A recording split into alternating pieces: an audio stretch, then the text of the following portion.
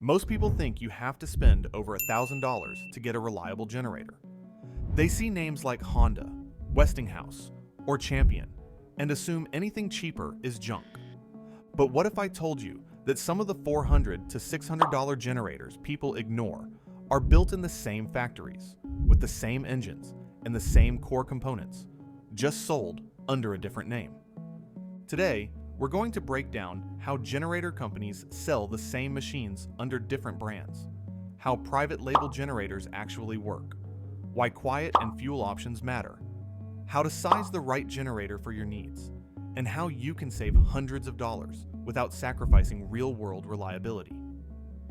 If you're new here, this is true preparedness. We focus on real-world readiness, self-reliance, and practical knowledge you can actually use. This isn't about panic. It's about preparation. If that sounds useful to you, go ahead and hit the like button and consider subscribing for more preparedness breakdowns like this one. I've also put links to all the generators and examples we talk about in this video down below in the description. So if you want to check prices or compare models later, just look in the About section under this video. Most people don't realize this, but very few generator brands actually manufacture their own generators.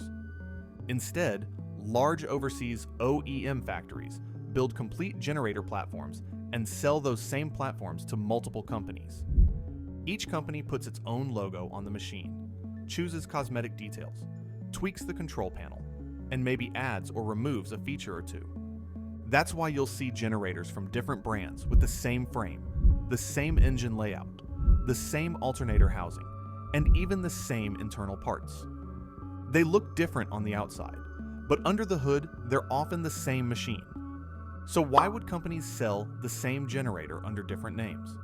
Because it lets them target different buyers. One brand sells through big box stores. Another sells online. Another sells through warehouse clubs. One brand positions itself as premium. Another positions itself as budget. Same generator, different name, different price. You're not paying for better internals. You're paying for branding, marketing, distribution, and the cost of getting that product to your specific store or platform. Here's why this private label thing has exploded over the last decade. Big retailers don't want to sell the same exact model as everyone else. They want something that looks exclusive.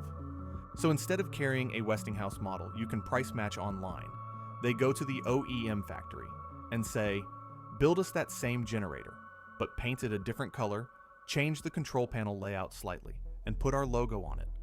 Now they can sell the same machine without competing directly on price. Online sellers do the same thing. Warehouse clubs do the same thing. And that's how you end up with 5 generators that are basically identical, but cost wildly different amounts. This isn't a scam. It's just how modern manufacturing and retail works now. Now, I want to be very clear here. I'm not saying every generator across every brand is literally identical down to every bolt.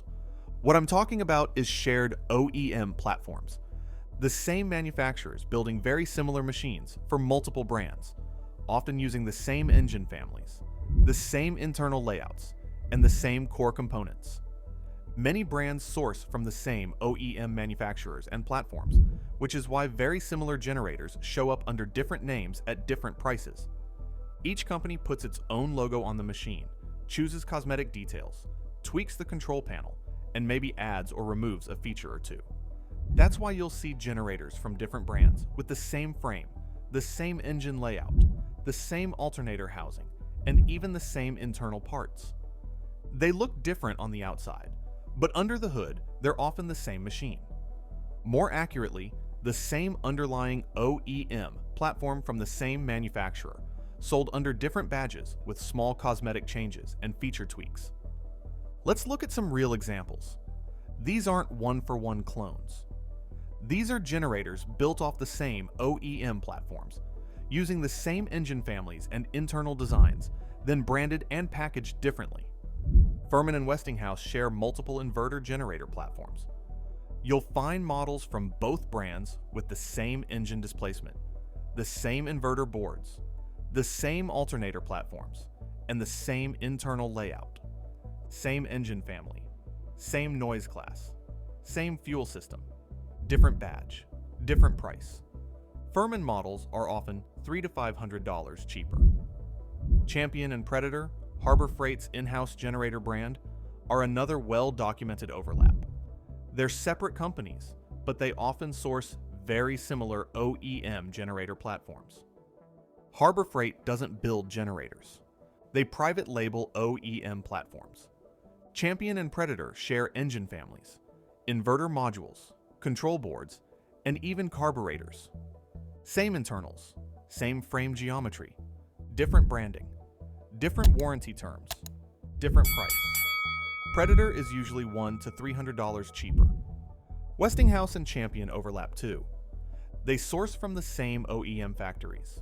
You'll find Westinghouse and Champion models with the same displacement, the same inverter design, and the same alternator layout. Different casing plastics, different branding, same generator platform. DuroMax and Pulsar are classic private label twins. Same engines, same alternators, same AVR boards, same frame design, different paint, different name. Pulsar is often hundreds of dollars cheaper. AI Power, Westinghouse, and Firman all buy from the same OEM cluster. Same inverter boards, same engine families, same alternator housings, different logos, different outlets, different cosmetic features, same core machine. Even smaller inverter generators follow the same pattern. WEN and Pulsar share the same engine families, inverter modules, and housing platforms. Different branding, same internals. This next part is important for credibility. Honda does not private label its generators. Honda builds its own engines. Honda controls its own inverter technology. Honda has unique platforms, so there is no true cheap Honda clone. There are lookalikes, but not the same machines. That matters. In a real outage, the logo doesn't matter. What matters is engine displacement, inverter versus conventional design, voltage regulation, total harmonic distortion, noise level, fuel efficiency, copper versus aluminum windings, and warranty and parts availability. Two generators with the same engine size, the same inverter platform, and the same alternator design will perform almost identically, even if one costs twice as much. The brand badge doesn't keep your furnace running. The internals do. Another thing people don't hear enough about is what actually fails first on generators. It's almost never the engine itself. Most modern small engines are pretty robust. What usually fails first are the accessories. Carburetors clog, voltage regulators burn out, control boards fail, inverter modules die. And these parts aren't always interchangeable between brands if they aren't OEM platforms. That's why buying a cheaper generator under a different name isn't just about saving money. It's about making sure you can actually fix it when something breaks. Because in a long outage or supply chain disruption, you don't get overnight part shipping. You get what you already have. Here are a few mistakes people make over and over again. They buy the cheapest generator they can find with no parts support. They buy a massive generator they can't afford to fuel. They buy something too small to start their fridge. They never test it. They never change the oil. They leave it in the box in the garage for 3 years and assume it'll work when they need it. Then the power goes out and it won't start. Preparedness isn't owning gear. It's knowing it works. A lot of people also overshoot or undershoot generator size. They either buy way too small or way bigger than they actually need. For most households, you don't need a whole house generator. You need to keep the essentials running. A fridge, a furnace fan, some lights, a few outlets, maybe a router or a radio. Most of that can be handled with a generator in the 2,000 to 4,000 watt range. Going bigger sounds nice, but bigger generators burn more fuel, make more noise, and cost more money. In preparedness terms, right sizing matters. A smaller, quieter, fuel-efficient generator that you can actually keep running is better than a massive unit that eats fuel and draws attention. Here's a simple way to figure out what you actually need. Every appliance has a wattage rating. It's usually on a sticker, in the manual, or online. A refrigerator might use 600 to 800 watts running. but 2 to 3 times that for a second when it starts. A gas furnace blower is usually 3 to 600 watts. A few LED lights might be 50 to 100 watts total. A router or modem might be another 20 to 50 watts. So if you add that up, you might be looking at 1500 to 2000 watts of running load. But you don't size a generator for running watts. You size it for starting watts. Because when the fridge and furnace kick on at the same time, you get a surge. That's why a 3000 watt inverter generator is such a sweet spot for most homes. It gives you enough headroom to handle startup surges without stalling or tripping breakers. And it gives you flexibility if you want to add something small later. Here's what living on a 3000 watt generator actually looks like. You're not running your whole house. You're running the things that matter. Your fridge stays cold. Your furnace blower runs. Your lights work in the rooms you're using. Your router and phone chargers stay on. You can make coffee. You can heat up food. You can watch the news. And your house stays livable. You're not in survival mode. You're uncomfortable, but you're functional. That's what preparedness looks like in the real world. Not total luxury, not total misery. Just stable, boring, and normal enough to ride it out. There's another part of this most people don't think about until it's too late. Fuel. When the power goes out for more than a day or two, gas stations don't always work. Their pumps need electricity. Even when they do have power, lines get long fast. Supplies run low. And suddenly, the thing you need to run your generator is harder to get. That's why dual fuel generators matter so much. Being able to run on propane as well as gasoline isn't just a convenience. It's resilience. Propane doesn't go bad. You can store it long term. And it's a lot easier to stockpile quietly than gasoline. If you already have propane tanks for a grill or a heater, you already have part of your backup power plan in place. This is one of those preparedness details that doesn't sound exciting, but it makes a huge difference when things go sideways. A lot of people don't think about noise when they buy a generator. They just look at wattage and price. But how loud your generator is actually matters a lot more than most people realize. In a real outage, you're not running this thing for 10 minutes. You're running it for hours, sometimes days, and a loud generator isn't just annoying. It makes it harder to sleep. It makes it harder to talk inside your own house. And in longer outages, it draws attention you might not want. That's one of the big reasons inverter generators are such a big deal.